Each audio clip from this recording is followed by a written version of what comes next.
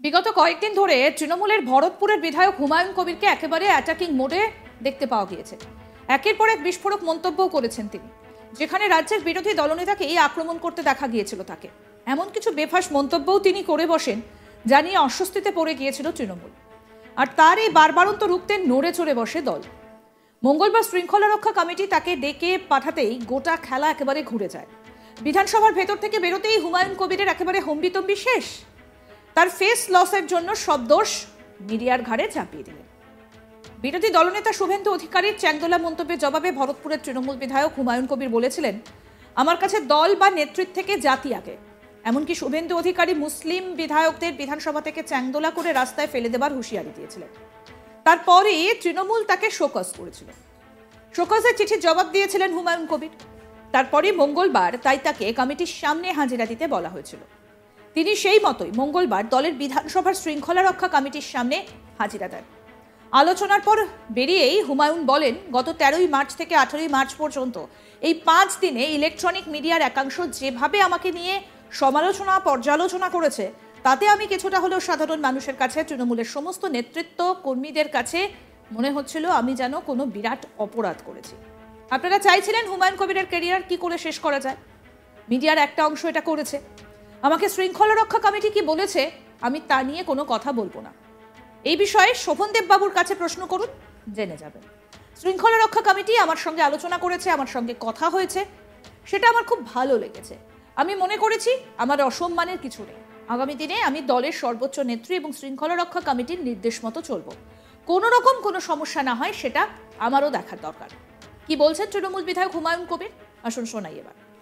দেখুন, গত 13 তারিখ থেকে 13ই মার্চ থেকে আজকে 18ই মার্চ, এই 5 দিনে ইলেকট্রনিক্স মিডিয়ার একাংশ যেভাবে হুমায়ুন কবিরকে নিয়ে বিভিন্ন রকম আগাম সমালোচনা পর্যালোচনা এসব আপনারা করছিলেন, তাতে আমি কিছুটা হলেও আমার সম্মানের দিক থেকে সাধারণ আম পাবলিকের কাছে, তৃণমূল কংগ্রেসের সর্বস্তরের নেতৃত্ব কর্মীর কাছে মনে হচ্ছিল যেন আমি কোনো বিরাট ধরনের কিছু অপরাধ করেছি। আপনারা নিজেরাই চাইছিলেন হুমায়ুন কবিরের ক্যারিয়ার কি করে শেষ করা যায়। এই মিডিয়ার একটা অংশ এই ধরনের তৎপরতা আমি বিগত 5 দিনে দেখছিলাম। তো আপনারা ভালো করে শুনে নেন। আর আমাদের অনারেবল ডিসিপ্লিনারি কমিটির অন্যতম সদস্য পরিষদীয় মন্ত্রী শুভনদেব বাবুর কাছে আমার সম্বন্ধে প্রশ্ন করুন, উত্তর পেয়ে যাবেন। আপনি তো ধারাবাহিক প্রায় 8 ঘন্টার ইন্টারভিউ মাত্র 31 সেকেন্ড দেখিয়ে আপনাকে শোকজ করা হয়েছে, এটা তো আপনিই বলেছিলেন। আমি এই বিষয়ে আর কিচ্ছু বলবো না। আমার বিষয়ে আপনাদের যতটা আগ্রহ আছে, জানার দরকার আছে, কি সিদ্ধান্ত হয়েছে, অনারেবল মেম্বার যারা ডিসিপ্লিনারি কমিটির সম্মানীয় সদস্য শুভনদেব বাবুর কাছে আপনারা জিজ্ঞাসা করুন, উত্তর আপনারা পেয়ে যাবেন। আপনি যে মন্তব্য করেছেন এই মন্তব্য তো এর আগেও দলের আমি এই মুহূর্তে কোনো কিছুর উত্তর আপনাদের দেব না। আপনাদের আগেই বললাম যে ইলেকট্রনিক্স মিডিয়ার কিছু বিশেষ চ্যানেল গত 13 তারিখ থেকে যে মন্তব্য আমি করেছিলাম, 12 তারিখে করেছিলাম, 11 তারিখে লিডার অব দ্য অপোজিশনের মন্তব্যের পরিপ্রেক্ষিতে সেই ব্যাপারটা এখন ক্লোজ। এখন আমি আমার দলের যে শৃঙ্খলা কমিটি সেখানে আমি ডেকেছিলেন, উপস্থিত হয়েছি, খুব সুন্দর আলোচনা হয়েছে। ওনারাও আমাকে কিছু উপদেশ দিয়েছেন, আমিও ওনাদের কাছে কিছু আবেদন রেখেছি, ওনারাও আমাকে কমেন্ট করেছে যে আমার কথাটা গুরুত্ব দিয়ে দেখবেন। আমিও ওনাদেরকে কথা দিয়েছি আগামী দিনে তৃণমূলের শৃঙ্খলার প্রশ্নে আমি খুব সজাগ থাকব এবং সতর্ক থাকব। এর বাইরে আর কোনো উত্তর দেব না। 2026-এর ভোটে বিজেপি সরকারে এলে তৃণমূলের মুসলিম বিধায়কদের চ্যাংদোলা করে রাস্তায় ফেলব।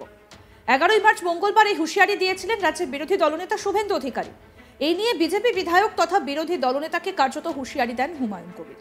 তিনি বলেছিলেন, শুভেন্দু অধিকারী 72 ঘন্টার মধ্যে নিজের মন্তব্য প্রত্যাহার না করলে এবং মুসলিম বিধায়কদের কাছে ক্ষমা না চাইলে তাকে দেখিয়ে দেওয়া হবে যে তিনি আদতে কত বড় নেতা হয়েছেন।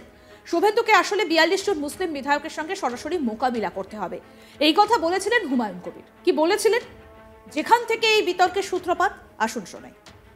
মারতে আসেন তো ওনাকে কি আমি রসগোল্লা খাওয়াবো নাকি? উনি যখন মুসলিম এমএলএদের অসম্মান করবেন, মারতে যাবেন, বলবেন আছাড় মারবো বা ধরে রাস্তায় ফেলবো, তো ওনাকে রসগোল্লা খাওয়ানো হবে নাকি? ওনাকে যা জবাব দেওয়ার তাই দেওয়া হবে। সেটাই হচ্ছে বুঝে না, হ্যাঁ, ঠুসে দেওয়া, ঠুসে। উনি তো আছাড় মারবো বলে আমি ঠুসে দেবো একদম। উনি যদি দেখাতে পারেন 100 বার অলওয়েজ আমি হুমায়ুন কবির ওনাকে বলবেন 2016 সালে উনি তৃণমূলের এমপি ছিলেন, জেলার অবজারভার ছিলেন। 17 জানুয়ারি 2016 রেজিনগরে গিয়েছিল মস্তানি দেখাতে, মস্তানি ওর ঘুচি গিয়েছিল। ওখানে বক্তৃতাই করতে দেয়নি, চোরের মতো পালিয়ে এসেছিল ঢাকা থেকে নেমে কৃষ্ণনগর সার্কিট হাউসে বসে দিদিকে বলেছিল আর যাই করো দিদি, হুমায়ুন কবিরকে টিকিট দেওয়া যাবে না। 16-তে তাই দিদি ওর কথা শুনে হুমায়ুন কবিরকে টিকিট দেয়নি, 4টে পেয়েছিল, 22-এর মধ্যে 4 2016 সালে। আর 21-এ হুমায়ুন কবিরকে আবার টিকিট দিয়েছে, 22-এর মধ্যে 20। এটাই হচ্ছে হুমায়ুন কবির, এটাই হুমায়ুন কবির। কাজে এই শুভেন্দু অধিকারীর ওই ভয় দেখানোতে, চমকানো ধমকানোতে হুমায়ুন কবিরের মতো লোক কোনোদিন ভয় পাবে না। আগামী দিনে আমরা দেখাবো উনি কত বড় শক্তিশালী হয়েছেন। উনি একাই হিন্দু নন, মমতা ব্যানার্জিরা হিন্দু না, অভিষেক ব্যানার্জি হিন্দু না, এতগুলা এমএলএ আছে, আমাদের মাত্র 41টা এমএলএ মুসলিম 226-এর মধ্যে। তো উনি যখন মুসলিমদের এখানে পার্সোনাল অ্যাটাক করছে, তো ওনাকে আমরা ছেড়ে দেবো? উনিও কত বড় হিন্দু, আর ওনার পিছনে কটা এমএলএ ওনার হয়ে আমাদের সঙ্গে লড়তে পারে সেটা দেখা যাবে। হুমায়ুনদা, এবারে তো বিধানসভায় আইএমআইএমও লড়তে চলেছে, 40% মুসলিম রয়েছে জনসংখ্যায়, তারা আশাবাদী যে তারা জিতবে। মুসলিম ভোটে কি শাসক এবার টানাটানি করলো, ভাগ বসলো? দেখুন, আইএমএম অন্য রাজ্যে আছে, এই রাজ্যে তারা কখনো কখনো অনেক কথা বলে। 2021-এর আগেও অনেক গল্প শুনেছিলাম। এখন যখন 26-এ ভোট আসবে, আমরা এইটুকু বলতে পারি যে মুসলিম ভোট আমাদের তৃণমূল কংগ্রেসে মমতা বন্দ্যোপাধ্যায়ের নেতৃত্বে 80% মুসলিম যারা ভোট দিতে যায়, সেই ভোটাররা এক কথায় মমতা বন্দ্যোপাধ্যায়ের প্রতি তাদের আস্থা ভরসা ছিল, আছে, আগামী দিনেও থাকবে।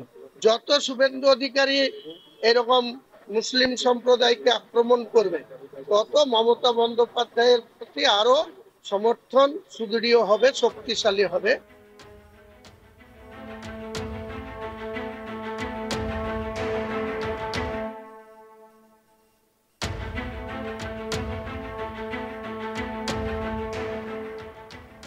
আরও আপডেট পেতে দেখতে থাকুন আজ তাক বাংলা। সাবস্ক্রাইব করুন, নোটিফিকেশন পেতে বেল বাটন অপশন প্রেস করুন, হোয়াটসঅ্যাপে ফলো করুন আজ তাক বাংলা। ভিডিওটা লাইক করুন, শেয়ার করুন, কমেন্ট করুন।